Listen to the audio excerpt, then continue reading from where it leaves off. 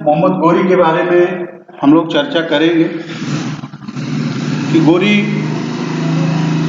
भारत में जब आता है तो भारत की स्थितियां कैसी थी और कब कब उसने भारत पर कौन सी महत्वपूर्ण विजय की, किन में वो पराजित हुआ और किस प्रकार से उसने एक बहुत बड़े छोटे छोटे राजपूत वंशों के राजाओं को पराजित करके भारत में सल्तनत काल की शुरुआत करता है। उसी के बारे में हम लोग समझेंगे।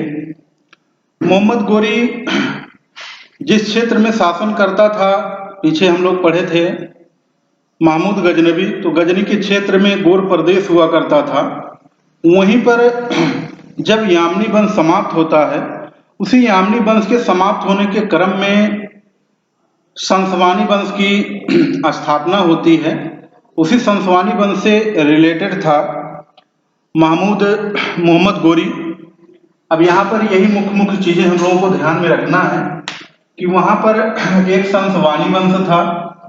12वीं शताब्दी के लास्ट में संसवानी वंश,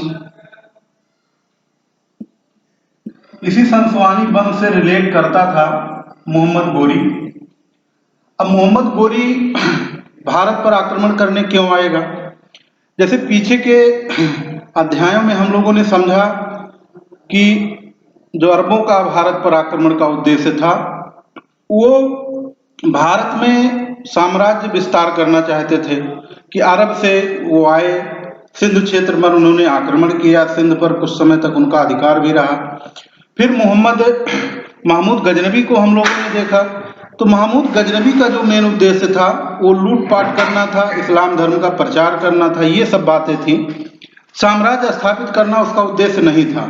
लेकिन जो मोहम्मद गोरी था संसवानी वंश का, इसका उद्देश्य जो था भारत में साम्राज्य स्थापित करना था। यहाँ ये डिफरेंट बातें हम लोगों को ध्यान में रखना है कि साम्राज्य स्थापित करना, जबकि इसके पूर्वत में जो महमूद गजनबी को हम लोगों ने पढ़ा था स्थापित करना, इसका उद्देश्य था, जबकि महमूद गजनबी में ऐसी बातें नहीं थी।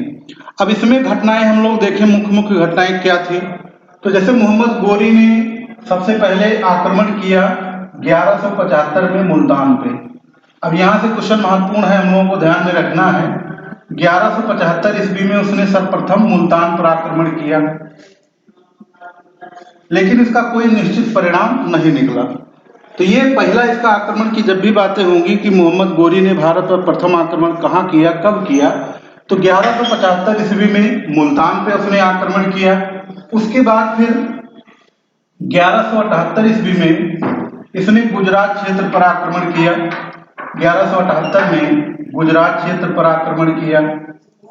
अब गुजरात क्षेत्र पर जब इसने आक्रमण किया तो यहाँ का जो राजा था वो चालुक्य वंश का था। इसको हम लोगों को ध्यान में रखना है। चालुक्य वंश या इसी को सोलंकी वंश भी कहा जाता है। चालुक्य वंश या सोलंकी वंश, इस वंश के राजा हुआ करते थे भीम द्वितीय, भीम, ठीक है, या भीम द्वितीय, या फिर इन्हीं का एक और नाम है मूलराज द्वितीय, मूलराज द्वितीय। तो यहाँ पर ये जो 1178 ईस्वी का इसका गुजरात पर आक्रमण था, जब इसने यहाँ पर आक्रमण किया तो ये मूलराज द्वितीय या भीम द्वितीय ने मोहम्मद गोरी को, जो कि चालुक्य वंश का था, सोलंकी वंश जिसको हम लोग पढ़ते हैं, उसने यहाँ पर मोहम्मद गोरी को पराजित कर दिया। तो यहाँ पर क्वेश्चन हम लोगों को ध्यान में रखना है, प्रथम आक्रमण 1175 में मुल्तान पर, और उसके बाद फिर 1178 में जब उसने गुजरात पर आक्रमण किया तो वहां पर चालुक्य सोलंकी वंश का शासन था। तो वहां के शासक जो भूम द्वितीय थे, या उसी का नाम मूलराज द्वितीय था, उसने गोरी को पराजित कर दिया। तो यह गोरी की सबसे महत्वपूर्ण पराजय मानी जाती है भारत में, जो प्रथम पराजय थी।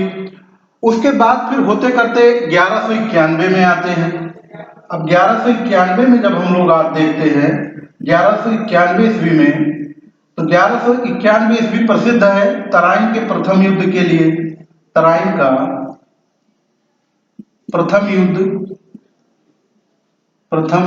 युद्ध, अब ये किससे हुआ तराइन का प्रथम युद्ध? तो हम लोग पीछे के वीडियो में जो चालुक्य वंश चौहान वंश पढ़े हैं, उसी चौहान वंश के शासक हुआ करते थे पृथ्वीराज चौहान तृतीय।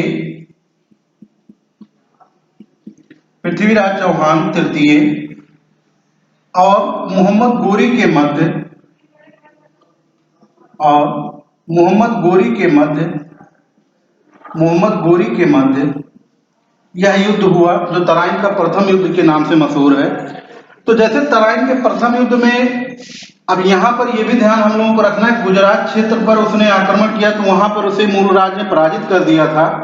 तो कई वर्षों के बाद फिर महत्वपूर्ण उसका युद्ध होता है, तराइन का युद्ध, जो पृथ्वीराज चौहान, क्योंकि पृथ्वीराज चौहान जो थे, इनका क्षेत्र उस समय अजमेर और दिल्ली का क्षेत्र हुआ करता था।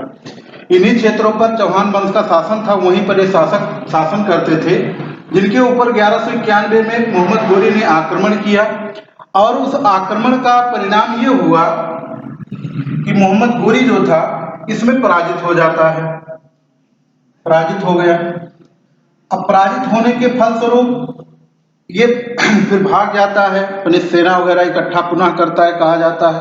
भागने के क्रम में सेना इकट्ठा किया, उसके बाद पुनः 1192 में फिर आ गया ये 1192। अब ये जो 1192 ईस्वी है, इसी समय तराइन का द्वितीय युद्ध हुआ। उसी तराइन के मैदान में आ डटा तराइन का द्वितीय युद्ध।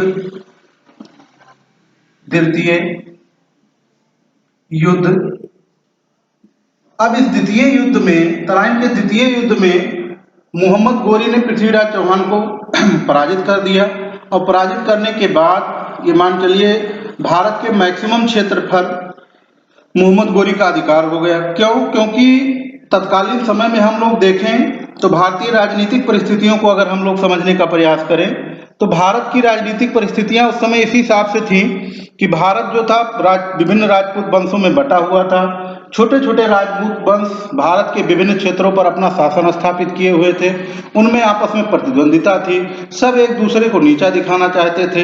अब उसी में जैसे कुछ घटनाएं भी हैं, हम लोग देखते हैं, जैसे मोहम्मद गोरी के ऊपर जब आक्रमण किया गया, मोहम्मद गोरी ने जब पृथ्वीराज चौहान के ऊपर आक्रमण किया तो अपने यहाँ का एक और महत्वपूर्ण वंश हुआ करता था, गाहड़वाल वंश, जिसका क्षेत्र कन्नौज था। तो गाहड़वाल वंश के उस समय शासक हुआ करते थे जयचंद। जयचंद ने किसी भी प्रकार की कोई सहायता पृथ्वीराज चौहान की नहीं की। अगर वहां पर उसने सहायता की होती, शायद आज भारत का इतिहास ही कुछ और होता। या फिर चंदेल वंश में हम लोग देखें, परमर्दिन देव चंदेल उस समय तत्कालीन समय में शासक थे, उन्होंने भी किसी प्रकार से चौहानों की मदद नहीं की। अब जैसे गाहड़वालों से इनकी प्रतिद्वंदिता का मेन मामला और चंदेलों से इनकी प्रतिद्वंदिता का मेन मामला दोनों एक से रिलेटेड है। जैसे हम लोग पृथ्वीराज रासो जब देखते हैं, एक ग्रंथ है चंद्रबरदाई का, तो उसमें वर्णन है कि जयचंद की पुत्री थी संयुक्ता और पृथ्वीराज चौहान, दोनों के मध्य प्रेम था। इस चीज को जयचंद जो था वो पसंद नहीं करता था।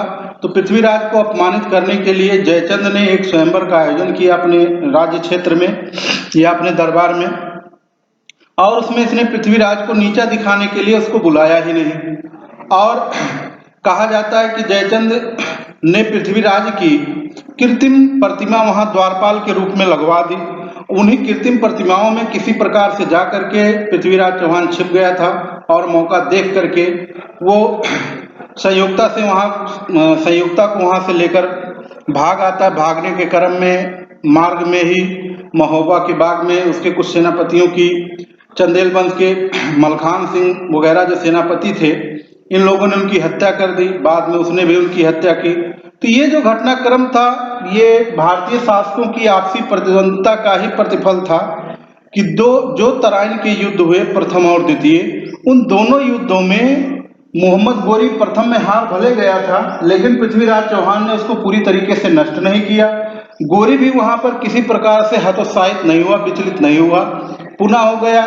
एक साल बाद फिर उसने सेना अपनी संगठित की और आकर के फिर उसी मैदान में आ डटा। फिर उसने पृथ्वीराज चौहान के ऊपर आक्रमण किया और उसका प्रतिफल ये हुआ कि तराइन के द्वितीय युद्ध में मोहम्मद गोरी की हार हो जाती है और पृथ्वीराज चौहान की पराजय यहाँ पर हो जाती है। तो कहने का मतलब दिल्ली और अजमेर का एक जो बड़ा क्षेत्र था, उस क्षेत्र पर अधिकार हो जाता है किसका? पृथ्वीराज चौहान को पराजित करने के बाद मोहम्मद गोरी का। अब यहाँ पर जब मोहम्मद गोरी ने पृथ्वीराज चौहान को पराजित कर दिया तो उसके बाद की गतिविधियां हम लोग देखते हैं क्या थी। अब जब उसने पृथ्वीराज चौहान को पराजित कर दिया तो पृथ्वीराज चौहान को पराजित करने के बाद मुख्य शक्ति बचे थे वही गाढ़वाल वंश, जिसको अभी हमने चर्चा किया। इनका राज्य क्षेत्र जो था कन्नौज क्षेत्र में था। तो वहां पर भी एक महत्वपूर्ण युद्ध लड़ा गया, उसको हम लोग थोड़ा सा देख लें। 1194 ईस्वी में चंदावर का युद्ध हुआ। 1194 ईस्वी में चंदावर का युद्ध। इस चंदावर के युद्ध में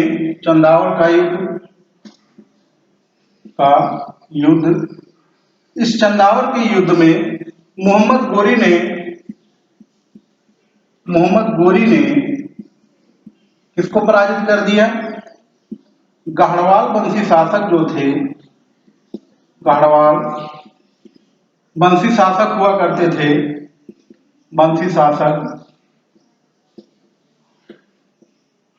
गाढ़वाल वंशी शासक जो थे जयचंद को पराजित कर दिया। अब जयचंद को पराजित करने के बाद ये मान चलिए भारत में तुर्कों की सत्ता एकदम से बहुत ही मजबूत हो गई, या यूं कहिए भारत के उत्तरी भारत के मैक्सिमम क्षेत्रों पर इनका कब्जा हो गया। और यहीं से बाद में मान चलिए और जो छोटे छोटे राजा थे या राजवंश थे उनको भी धीरे धीरे इन्होंने पराजित करके लगभग संपूर्ण उत्तर भारत को अपने कब्जे में कर लिया। तो कहा जाता है कि भारत के इन विभिन्न क्षेत्रों में युद्धों के उपरांत विजय स्थापित करने के बाद मोहम्मद गोरी चला गया, गजनी वापस चला जाता है अपने गोर क्षेत्र में। उसके बाद 1205 में वहां से वापस हो आता है। फिर 1206 में वापस जाने के क्रम में ही गख्खर नामक जनजात थी, उनसे इसका युद्ध होता है। बाद में वहीं इसकी हत्या हो जाती है। अब यहाँ से जब वो चला गया था तो उसने कोई राज्य नहीं स्थापित किया था, बल्कि जो उसका प्रमुख दास या गुलाम था कुतुबुद्दीन ऐबक, उसी कुतुबुद्दीन ऐबक को इसने यहाँ का पूरा दायित्व दे दिया था। और उसी कुतुबुद्दीन ऐबक ने भारत में फिर दास वंश या गुलाम वंश या उसी को मामलक वंश हम लोग पढ़ते हैं, वो आगे की वीडियो में हम लोग देखेंगे, उस वंश की स्थापना की। और उसने लाहौर से शासन करना आरंभ किया। कुतुबुद्दीन ऐबक का एक और सेनापति हुआ करता था बख्तियार खिलजी। उसने बाद में बिहार और बंगाल के राजाओं को पराजित करके उन क्षेत्रों पर भी तुर्कों की सत्ता स्थापित की। नालंदा और विक्रमशिला विश्वविद्यालय को उसने ध्वस्त करवा दिया। तो ये इतनी महत्वपूर्ण बातें थी मोहम्मद गोरी से संबंधित जो तत्कालीन समय में हुई। अच्छा, कन्नौज विजय के बाद गोरी ने सिक्कों पर देवी लक्ष्मी की आकृति अंकित करवाई। ये भी क्वेश्चन महत्वपूर्ण है कि जब कन्नौज पर उसने विजय स्थापित की तो उसी उपलक्ष्य में उसने सिक्कों पर, अब इसको हमें ध्यान में रखना है, इसी चंदावर, अब चूंकि चंदावर का युद्ध गाढ़वाल वंशी जयचंद से संबंधित है, ये जो जयचंद थे इसी कन्नौज क्षेत्र में इनका शासन था।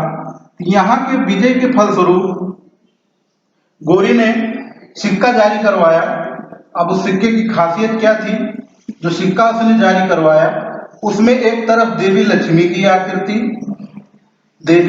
की आकृति और दूसरी तरफ कलमा लिखा रहता था। ये खास बातें उसमें थी, देवी लक्ष्मी की आकृति और दूसरी तरफ उसमें अरबी में कलमा लिखा रहता था। इस प्रकार के सिक्के उसने जारी किए और इस प्रकार से भारत में तुर्कों की सत्ता स्थापित